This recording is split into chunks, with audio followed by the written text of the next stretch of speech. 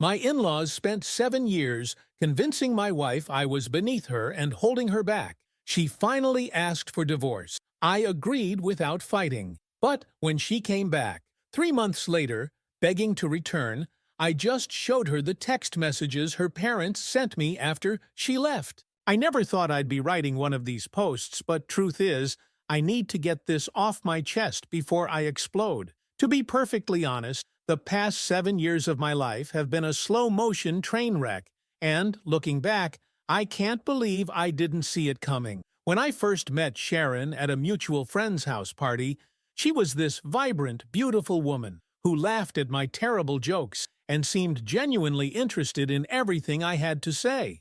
We clicked immediately. 3 months of dating later, and I was head over heels. She came from money like serious old money, but she never made me feel less than. Let's just say I grew up in a very different world. My parents worked hard, but we were firmly middle class. No summer homes, no country clubs, no private schools. The first time I met her parents, Earl and Naomi Richardson, they were cordial, not warm, not friendly, but not openly hostile either. Just this sense of evaluation, like I was a slightly interesting specimen under a microscope.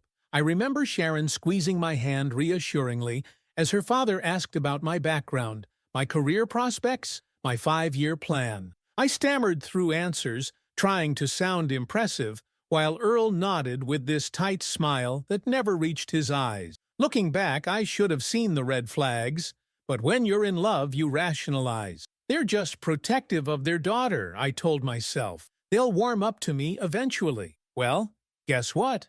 They never did. The comments started small. Subtle digs during family dinners about how Sharon could be doing so much more with her potential. Questions about when I was going to move up in the world. Comparisons to Sharon's ex, Thomas, who apparently went to the right schools and knew the right people and was now doing amazing things in finance. I swallowed my pride every single time. For the first couple years, Sharon defended me. She'd tell her parents to back off, remind them that we were happy. But then something shifted. The Richardson poison started seeping in. Sharon began spending more weekends at her parents' estate without me. Just family time, she'd say. She'd come back different, more critical, more distant.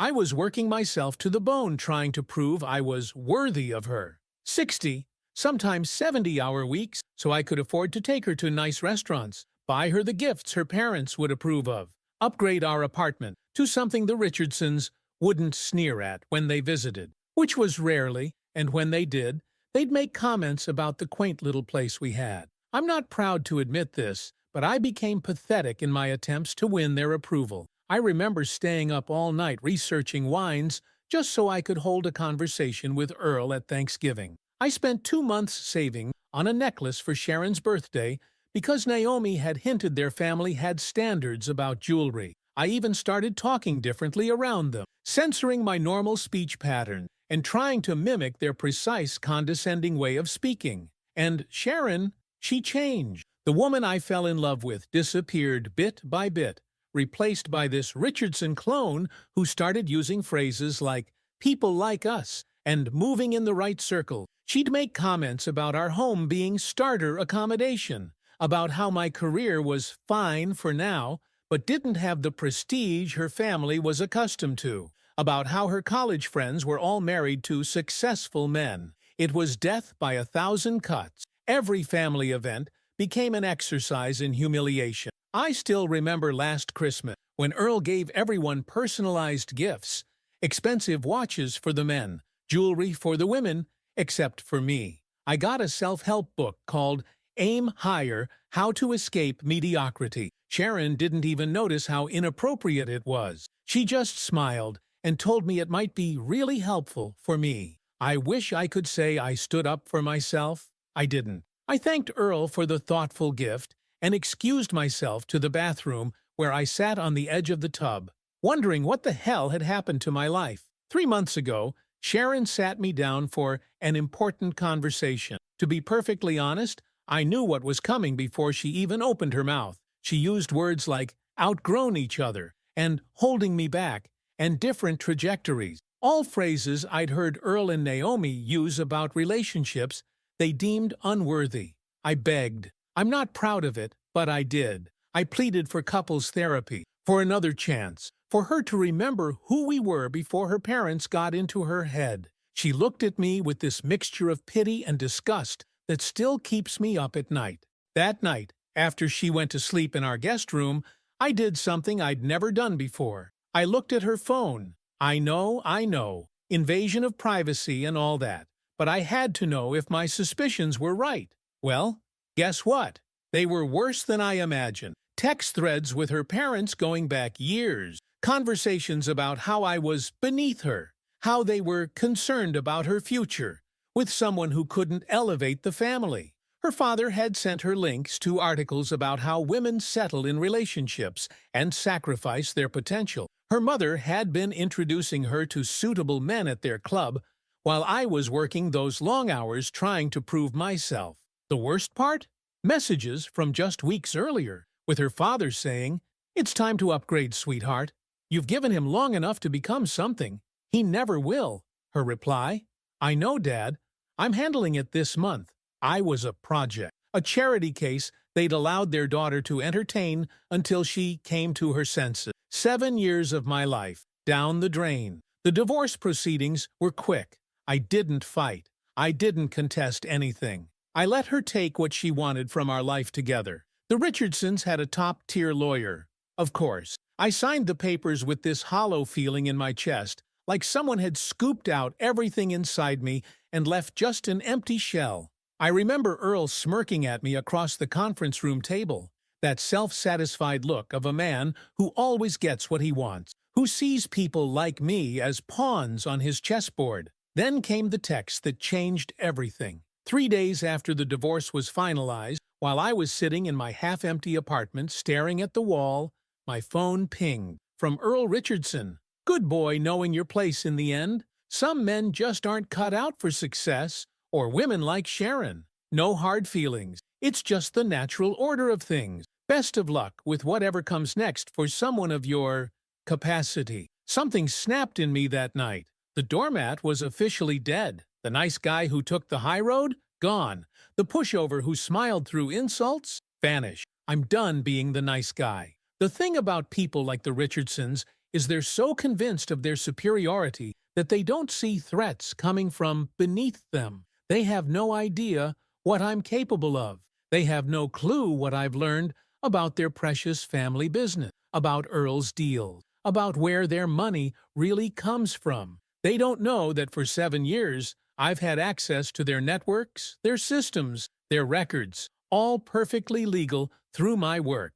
Things Sharon casually mentioned, documents I helped Earl with when he needed a tech guy for some of his complicated business matters. Truth is, I've been the silent observer of their world for 7 years. I know everything, and now I'm done watching. I've spent the past 3 months planning, connecting with Earl's competitors, documenting everything, building my case, setting my pieces on the board. Sharon's already engaged to Thomas. Yes, the ex that her parents always compared me to. The ink on our divorce papers barely dry. I heard through mutual friends they're planning this extravagant wedding at the Richardsons' country estate. Earl's been bragging about how his daughter finally made the right choice. Well, Earl, Naomi, Sharon, I hope you enjoy your victory lap, because I'm about to show you exactly who you've been underestimating all these years. I'm done being the nice guy, and you have no idea what's coming. Update. First of all, thank you for all the support on my last post. To be perfectly honest, I wasn't expecting that kind of response. Many of you asked for an update, so here it is. And trust me, things have escalated faster than even I anticipated. After that text from Earl, "Good boy, knowing your place," I spent the first week in a haze of rage and cheap whiskey. Not my proudest moment. I'd wake up, stare at my phone, reread the message, and feel that familiar burn in my chest. But by week 2, something shifted. The anger was still there, but it had crystallized into something colder, more focused. I stopped drinking, started hitting the gym at 5 a.m. every morning, began eating properly again. Because revenge, real, devastating revenge, requires clarity. Truth is, I'd spent 7 years inadvertently gathering intelligence on the Richardson Empire. All those dinner conversations where I sat quietly while they talked business as if I weren't even there. All those times Sharon casually mentioned her father's latest business dealings. All those occasions where Earl needed a quick favor with some technical aspects of his real estate company's systems. Well, guess what? I remembered everything. I started small, with publicly available records. The Richardson Real Estate Group had holdings across 3 states. Impressive portfolio on paper. But as I dug deeper, patterns emerged. Certain properties changing hands multiple times between seemingly unrelated shell companies, all somehow connecting back to Earl. Environmental assessment that magically cleared properties with known issues. Zoning changes that happened with surprising speed in areas where the Richardsons made donations to local officials. Nothing conclusive on its own, but together, a mosaic of something rotten. Each night after work, I'd add to my growing document of questionable Richardson business practices. I created spreadsheets, tracking property values, purchase dates, sale dates, involved parties. I mapped connections between the Richardsons and various business associates. I documented every instance I could remember of Earl mentioning tactics that skated the edge of legality. I'm not going to lie, there was something deeply satisfying about this process. Each connection I made felt like another nail in the coffin I was building for Earl's precious reputation. Every late night spent researching felt purposeful in a way nothing had since Sharon left. About a month into my project, an interesting opportunity appeared in my inbox. One of Earl's main competitors was looking for someone with my exact skill set. Well, isn't that convenient? I almost laughed at the timing. The interview was straightforward, and I was careful to emphasize my familiarity with the industry through my family connections. I didn't mention the Richardsons by name, but I made it clear I understood the business landscape. I was hired on the spot. Truth is, this was better than I could have planned. My new position gave me legitimate access to industry information that would have been difficult to obtain otherwise. I could see patterns of buying and selling across the market. I could track which properties were undervalued, which deals seemed suspicious, all completely legal, all incredibly useful. Meanwhile, Sharon was flaunting her new engagement on social media. Thomas and her, posing at the country club. Thomas and her, at the Richardson estate. Thomas and her, showing off a ring that probably cost more than what I make in a year. According to mutual friends, the wedding was set for 6 months from now. A lavish affair at the family's lake house property. I felt nothing. Not pain, not jealousy, just cold determination. Because I knew something Sharon didn't. Thomas had a reputation in certain circles. A reputation Earl had carefully kept from his precious daughter. Let's just say fidelity wasn't Thomas's strong suit, and one of his regular companions happened to be connected to my new workplace. This wasn't even part of my revenge plan, just a fortunate coincidence. I never approached her, never asked questions. She volunteered the information during a work happy hour, not knowing my connection to Sharon, photos on her phone of her and Thomas together from just 2 weeks earlier. Well after his engagement to Sharon was announced, I simply listened, asked to see the date stamps on the photo, and filed the information away. More importantly, my new position brought me into contact with people who had their own grudges against Earl Richardson, people who'd been burned in business deals, outmaneuvered through questionable tactics, or simply pushed aside by the Richardson machine. I never had to ask directly. Just mentioning the Richardson name in certain contexts was enough to open floodgates of information. An architect who claimed Earl had used his preliminary designs then backed out of paying him. A former business partner who believed Earl had deliberately tanked a property's value to buy him out at a discount. A contractor who alleged the Richardsons regularly used substandard materials while bribing inspectors to look the other way. I documented everything. Names, dates, specific allegations, all while performing exceptionally at my new job, earning trust, and building my reputation in the industry Earl thought he owned. Around the 3-month mark, I made my first strategic move. Using my legitimate industry credentials, I submitted a well-researched report to the relevant regulatory agency highlighting concerning patterns in certain real estate development. I didn't name the Richardsons directly, didn't need to. The evidence spoke for itself. The properties in question were all Richardson holdings, though buried under layers of LLCs and shell companies. I also reached out to a respected investigative journalist anonymously with tips about potential corruption in local property development. Again, no names mentioned, just enough breadcrumbs for a hungry reporter to follow. Then came the moment that confirmed I was on the right track. While having lunch near my new office, I spotted Earl across the restaurant with two men I recognized as city officials. Earl looked agitated. The conversation was intense, with Earl repeatedly checking to ensure no one was listening.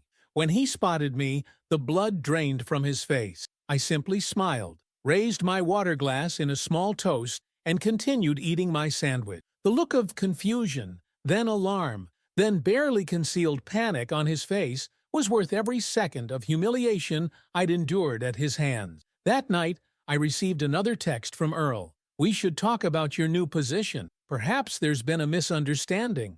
I didn't respond. Let him sweat. 2 days later, the first article appeared in the local business journal. Irregularities found in luxury development approval. No name, but anyone in the industry would recognize the properties as Richardson Project. A week after that, the regulatory agency announced a formal review of several developments, again without naming names. The Richardson empire was built on reputation and connections. Even the hint of impropriety could damage both. I watched from the sidelines as Earl scrambled to contain the situation, calling in favors, issuing denials, hosting damage control dinners with business associates. Around this time, I made another interesting discovery. The Richardson family fortune wasn't as solid as everyone believed. Earl had overextended in several recent developments, borrowing heavily against existing properties. The appearance of wealth was there, but the foundation was shaky. Any disruption to their cash flow could trigger a cascade of financial problems. I also learned that Thomas's family business was deeply intertwined with the Richardsons. The engagement wasn't just a social match, it was a business merger. Earl needed Thomas's family connections to secure certain permits for his largest upcoming project. The wedding wasn't just about Sharon upgrading, it was about Earl securing his financial future.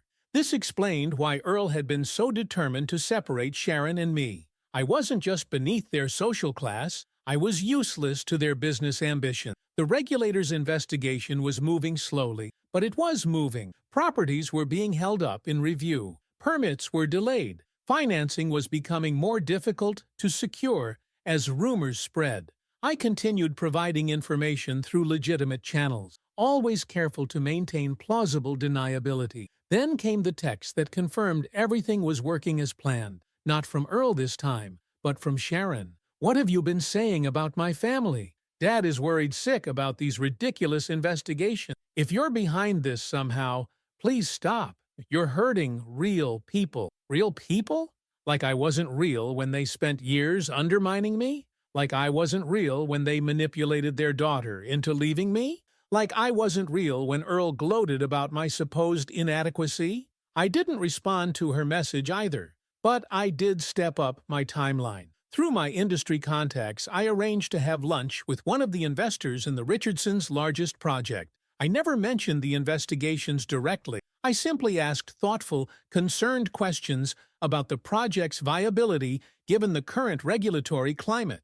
Planted just enough doubt to make him nervous. 3 days later, that investor pulled out. 2 others followed. The Richardson Group had to scramble to find replacement financing at much less favorable terms. I watched it all unfold from my office at the competing firm, where I had just been promoted due to my exceptional industry insights. Last week, I heard from mutual friends that Thomas had been spotted with another woman at a hotel bar. Sharon was apparently devastated but standing by him. The wedding plans were still moving forward, though scaled down considerably due to changing market conditions affecting the Richardson finances. Earl's once untouchable business was showing cracks. Nothing catastrophic yet, but definitely concerning for a man whose identity was built on success and domination. His social circle was growing wary. Investors were becoming cautious, and regulators were asking increasingly difficult questions.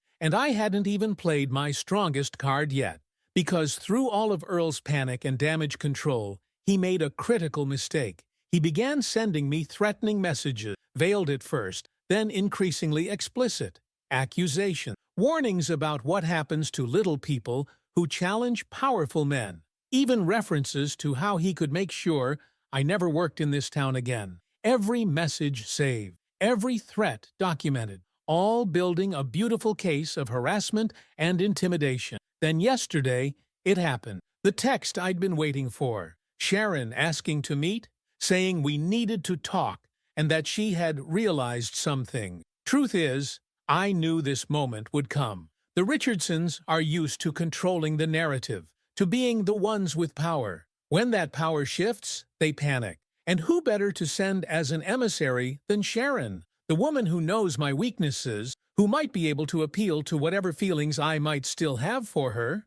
What Sharon doesn't know is that those feelings died the day I read her messages, planning to upgrade from me. What Sharon doesn't understand is that I'm not the same man who begged her to stay. I agreed to meet her tomorrow at a coffee shop, neutral territory. She thinks she's coming to convince me to back off whatever I'm doing that's affecting her family. In reality, she's walking into the moment I've been planning for 3 months. The moment when I show her exactly what her precious family really is, what her new fiancé really does behind her back, and what happens when you underestimate someone for 7 years. I've just finished compiling all the evidence, all the messages, all the documentation, all neatly organized on my tablet. Tomorrow, the real destruction begins, and the Richardsons will finally learn what I'm capable of. Update 2. First of all, thank you all for the overwhelming support on my previous post. Many of you wanted to know how the meeting with Sharon went. Well, it happened yesterday, and to be perfectly honest, it exceeded even my wildest expectations. I arrived at Castillo's 30 minutes early. For those who don't remember, this was the upscale restaurant where Earl and Naomi Richardson once spent an entire evening pointing out that all the ways I didn't belong. From my inability to pronounce menu items correctly to my apparent faux pas of using the wrong fork for my salad. I specifically chose this location for our meeting. Poetic justice, if you will. I requested the best table in the house, the corner booth where Earl always insisted on sitting to see and be seen. The same table that had once been denied to me when I tried to make a reservation for Sharon's birthday 3 years ago. The host recognized me immediately, though not from those humiliating dinners with the Richardsons. No, he knew me now as a valued customer who had been dining there regularly with investors and business associates from my new company. Amazing how having the right connections changes how people treat you. I ordered a glass of Macallan 25, Earl's preferred scotch, and waited. Sharon arrived 15 minutes late, looking nothing like the polished, confident woman who had walked out on me. Her designer clothes hung loosely on her frame. Her makeup couldn't quite hide the dark circles under her eyes. Her hands trembled slightly as she slid into the booth. Truth is, I had expected to feel something upon seeing her again. Anger, satisfaction, perhaps even a twinge of the old affection. Instead, I felt strangely detached, like I was observing a stranger. This woman had once been the center of my universe. Now she was just another character in the story of my revenge. She started with small talk, awkward, halting attempts to establish some connection. I responded with polite disinterest. Eventually, she got to the point. Her engagement to Thomas was over. Apparently, the photos of him with his companion had found their way to her through an anonymous email. She looked at me questioningly when she mentioned this. I just sipped my scotch, neither confirming nor denying. Let's just say women scorned can be surprisingly helpful if you simply make sure they have the right information. Sharon then admitted her family was going through some financial difficulties. The investigations into her father's business practices were intensifying. Investors were backing out of projects. The Richardson name, once synonymous with success and influence, was now whispered about with suspicion. Then came the plea I had been waiting for. She missed me. She had made a terrible mistake. Her parents had manipulated her. She was ready to stand up to them now. Could I find it in my heart to give her another chance? 7 months ago, I would have fallen to my knees in gratitude for this moment. Now, I just watched her with mild curiosity, like observing an insect under glass. I asked her very calmly what her parents thought about her coming to see me. Her eyes darted away. She admitted they still thought I was beneath her, but insisted she didn't care anymore. She would defy them for our love. She reached across the table for my hand. I pulled away and placed my tablet on the table instead. What happened next was, to be perfectly honest, better than any revenge fantasy I could have imagined. First, I showed her the complete dossier on her father's business practices, the fraudulent permits, the bribery of officials, the environmental violations covered up, the tax evasion schemes. Her face grew paler with each swipe of my finger across the screen. Then I showed her the documentation of how her parents had systematically manipulated her throughout our relationship. Screenshots of text messages from her mother to various family friends instructing them to make disparaging comments about me at social gatherings. Email exchanges between Earl and Thomas's father dating back 5 years, planning the eventual merger of their children and businesses. Records of payments to the therapist Sharon had started seeing 2 years ago. A woman who, it turns out, wasn't a licensed practitioner at all, but a former employee of Richardson Real Estate who owed her career to Earl. Next came the evidence of Thomas's infidelity, not just with one woman, but 4 that I had documented, including, most devastatingly, Sharon's cousin Georgia, who had been having an on-and-off relationship with Thomas for years, even as the Richardsons were pushing him as Sharon's perfect match. By this point, Sharon was openly weeping, mascara tracking down her cheeks. The elegant diners at nearby tables were trying not to stare. The manager hovered nearby, concerned about the disruption to the refined atmosphere. I wasn't done. I pulled up the financial analysis, showing how the Richardson fortune was largely smoke and mirrors, massive debts hidden behind a facade of wealth, leveraged properties that were now underwater, loans coming due that couldn't possibly be repaid, with assets frozen by investigators. I showed her the messages from Earl to my phone, the threats, the intimidation attempts, the increasingly desperate offers to make a deal over the past few weeks. Finally, I showed her something she didn't expect. The deed to the Richardson family estate, her childhood home, the symbol of their dynasty. It had been quietly put up as collateral for a high-interest loan to cover mounting legal expenses, a loan that, according to my analysis, would default within 60 days, a loan held by a subsidiary of the company where I now worked as a senior executive. Sharon looked at me with dawning horror as the full picture came into focus. This wasn't just revenge. This was annihilation. She begged me to stop whatever I was doing, pleaded that despite everything, these were her parents. This was her family. She promised anything, if I would just halt the destruction of the Richardson name. I looked her straight in the eyes and told her I had one more thing to show her. I pulled up an email addressed to the State Attorney General's office, the IRS Criminal Investigation Division, and 3 regulatory agencies. Attached were hundreds of pages of meticulously documented evidence of fraud, tax evasion, bribery, and conspiracy. The email was ready to send. My finger hovered over the button. Sharon whispered that she still loved me, that we could start over, that she would do whatever it took.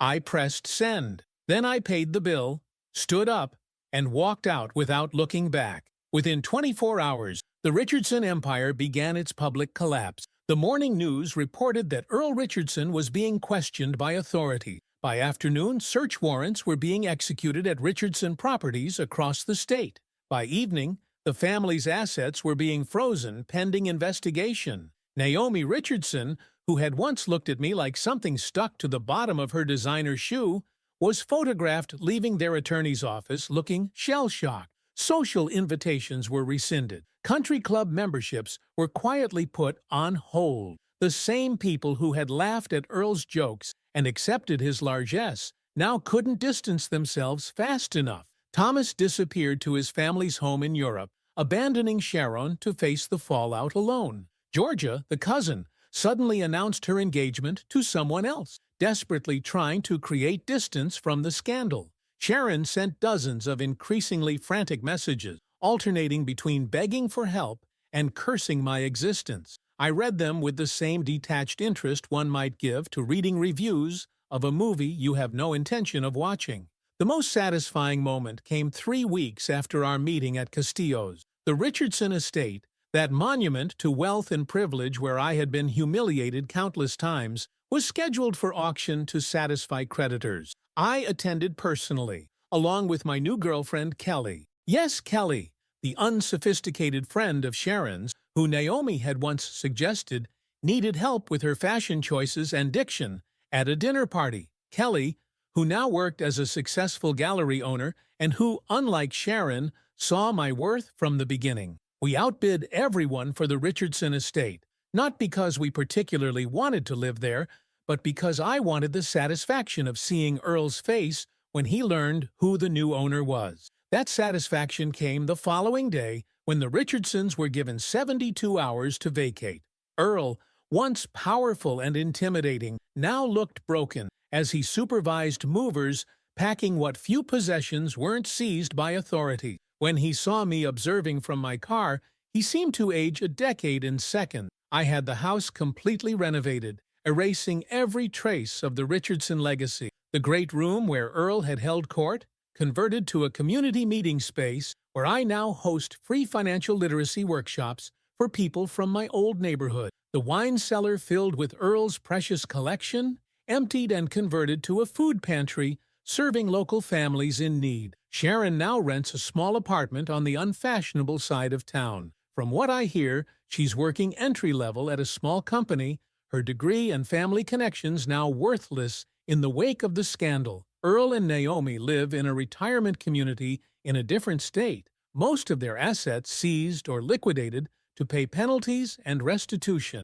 Their social circle has evaporated. Their legacy is in tatters. Thomas's family managed to distance themselves from the worst of it, though their business took significant hits. Thomas himself apparently has a new girlfriend every month, still unable to commit. George's hasty marriage already shows signs of strain. As for me, the executives at my company were impressed by my thorough understanding of the Richardson business model. My recent promotion came with a compensation package that Earl would have considered respectable. Kelly and I are discussing marriage. Life is good. Some might call what I did excessive, cruel even. But the Richardsons spent 7 years systematically destroying my self-worth, manipulating the woman I loved, and treating me as less than human. They didn't just want to end my marriage. They wanted to break me as a person. To be perfectly honest, I don't lose any sleep over their downfall. Every night I go to bed in what was once Earl and Naomi's master bedroom,